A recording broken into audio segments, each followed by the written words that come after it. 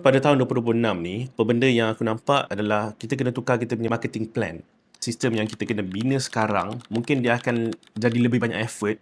Tapi kalau kita dah ada sistem in place, bulan-bulan yang seterusnya, kita punya sales, kita punya business akan naik dengan cepat. Dengan effort yang tak terlalu banyak. Lagi kurang effort, tapi lagi banyak kita punya sales and kita punya business. Kalau aku nak start business pada tahun 2026, ini marketing plan yang akan aku buat. First of all adalah kita kena build a community. Okay, bila aku cakap build a community ni, kenapa kita kena build a community? Kita kena ada loyal fans. Kita kena ada orang yang betul-betul support business kita dan also diorang mungkin akan not be the first untuk beli, tapi diorang akan jadi our supporter. Okay, so in my experience lah, akan ada orang yang beli, jadi pelanggan kita. Jadi pelanggan kita. Nombor dua, dia support tapi tak beli. Nombor tiga adalah dia akan beli tapi kemudian. Dia nak tengok dulu, kita ni lama ke tak dalam bisnes dia buat ni? Betul ke serius? Bukan macam baru start buka kedai 2-3 hari, lepas sebulan tak ada business, kita stop. Dia pun tak nak. Dia nak sit and watch first lah. Dan ada last kali, no matter korang promote ke, kau tak promote ke, dia orang takkan buy from you. Won't buy. Takkan beli. Okay. So ini tak perlu nak fokus. Kita fokus on beli, support dan beli kemudian. Tapi because of that, kita kena build a community dulu. So nak build a community ni, kita kena, ni mungkin akan ambil masa yang lama, tapi korang kena ada social media. So ni apa yang aku nampak lah. Tak kisah nak jual apa, nak buat bisnes apa pun, in 2026 ni korang kena ada social media presence. Unless korang ada banyak duit, nak buat the traditional way, buat manually, hantar flyers, be physical, kedai-kedai physical, boleh, still boleh, tapi for me it's penat. Mungkin kita akan hanya dapat prospects atau pelanggan yang locally sahaja dan bukan merata-rata. So, aku punya recommendation adalah kita kena buat social media, kena ada TikTok, Threads, IG untuk cantik, dan last kali mungkin Facebook, YouTube. Ni depends lah.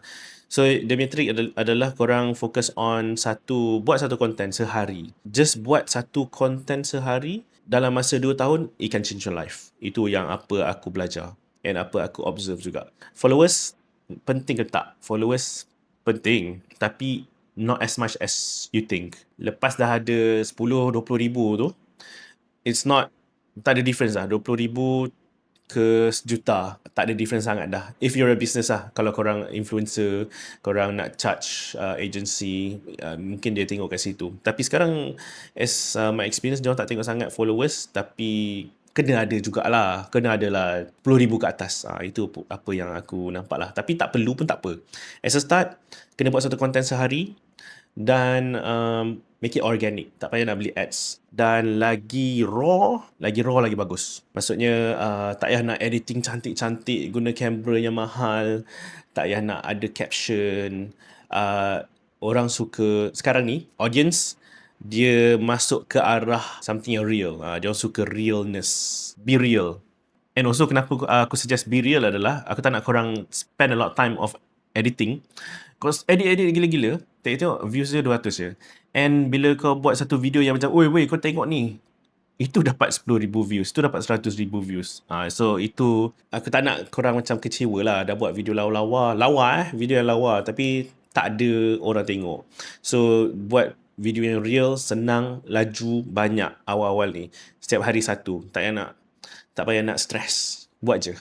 And then kalau ada orang kecam, delete je video tu. Maybe korang terpost benda salah kan. Dalam social media ni, korang kena give value. Value can be anything, kelakar ke, something educational about your business, something educational pasal industri. Dan dekat tempat ni, kita dah boleh collect leads. Itu kalau macam leads lah, collect leads. Boleh dapat leads dari sini. Kalau bukan dapat leads, dapat pelanggan yang tanya, kedai kat mana? Ataupun kedai burger kat mana? Lepas tu boleh collect order online. Ini depends lah korang punya business apa. Bagi aku, data yang penting adalah nombor telefon, nama, email. Ya, so ini yang penting. Bila dia orang dah suka kita, dia tengok kita di social media, dia dah kenal kita. Sebelum dia orang jumpa, dia orang dah suka kita dah. So dalam businesses yang aku buat, aku suka the fact that dia orang kenal aku, tapi aku tak kenal dia orang. Bukan maksudnya aku famous. Maksudnya senang lagi nak break the ice. Bila aku nak propose something, produk yang aku buat, servis yang aku buat, dia orang akan macam, yes, aku dah tahu dah. Anyway, berapa? Nak bayar je. Datang nak bayar je. So, kita punya effort awal-awal ni, buat penerangan, buat video penerangan, buat explanation, akan membantu during the closing process. Bila dia suka, it will be easier untuk close. Tak ada objection pun boleh. Kalau mungkin objection yang best, macam boleh tak aku bayar lebih, macam tu. Itu objection yang best. Aku tak nak bayar sebulan-bulan, aku nak bayar terus tahun, macam tu, something like that. Bila dia suka kita, dia yang akan approach kita. So itu apa kita nak. Aku nak dia orang approach kita, inbound marketing. Kita buat attraction. Kita attract dia orang datang approach kita. Boleh tak saya datang mana-mana Amin berada, saya nak tengok rumah dekat section 14 tu. Jom, macam tu. Dia yang datang nak tengok. Celebrities lah. Contoh, masa PKP kan, aku nampak celebrities banyak, diorang pun duit terganggu juga. So, diorang buat business, cepat gila diorang dapat result. Sebab banyak orang dah suka diorang, dah kenal diorang pun dah macam, alah, dia kot selebriti, takkan dia nak tipu kita. So kat situ trust dah ada. So dekat situ penting, kita bukan selebriti, kita kena ada dekat social media, diorang kena tengok kita ni siapa. Walaupun mungkin kita tak famous, mungkin kita ada 7,000 followers lah. Diorang tengok muka kita pun diorang dah macam, aku kenal kau lah. So aku kat stage tu. Aku kat stage yang mana, kau siapa lah? Tu. Kau siapa lah? So, itu best. So, diorang macam rasa diorang kenal kita. Sebab dah tengok muka kita kan. Walaupun dia tak kenal nama kita. Okay, so bila kita dah jumpa, diorang tanya, aku nak beli ni. Ataupun aku nak je pelanggan kau. Aku nak makan char kway teow. Dah closing tu, ni yang penting Bila dah dapat duit, kita dah collect duit tu, yang penting adalah kita kena masukkan dia ke kita punya community. Okay. So, tahun 2026 ni, penting kita kena build a community. Kita kumpul diorang dekat satu tempat ni. So, bila kita ada community ni, kita boleh new offers, promo, menu baru. Kita buat new burger recipe, kita boleh bagi tahu diorang dulu. Tapi kita kena sayang community ni. Jangan treat diorang as customer saja. Kita mungkin boleh buat diorang, sebab most of the time kat community ni adalah kawan-kawan yang ni realitinya lah. Kawan-kawan dia akan rasa, aku kena owner lah, aku nak extra perks. So dekat sini lah kita letak diorang untuk kita bagi trial pertama, promo, discount, bagi diorang promotekan untuk kita. Bagi diorang buat video untuk promote kita, bagi diorang buat story untuk promote kita. So inilah community dia, inilah the advantage dia. Dan dari situ, dia akan attract more people. Dan tak semestinya community ni, kita hanya jual barang kat diorang. Kita boleh ajak diorang buat benda lain. Macam ajak diorang, macam contoh ada satu company yang jual suplemen ni. So, diorang ada kena-mengena dengan sukan dan kesihatan kan. So, diorang buat satu pickleball community. And then, diorang letak je banner diorang kat situ. Tapi, bukannya diorang kena bayar pun. Diorang hanya mengumpulkan orang, jom main pickleball sama-sama. Lepas tu, just ada banner company diorang. And mungkin, bagilah macam nasi lemak ke, kuih ke apa. Korang punya produk yang ada kat situ, letak kat situ. Free burger ke apa. So, ni penting. Community ni yang akan datang balik semula untuk go through the process.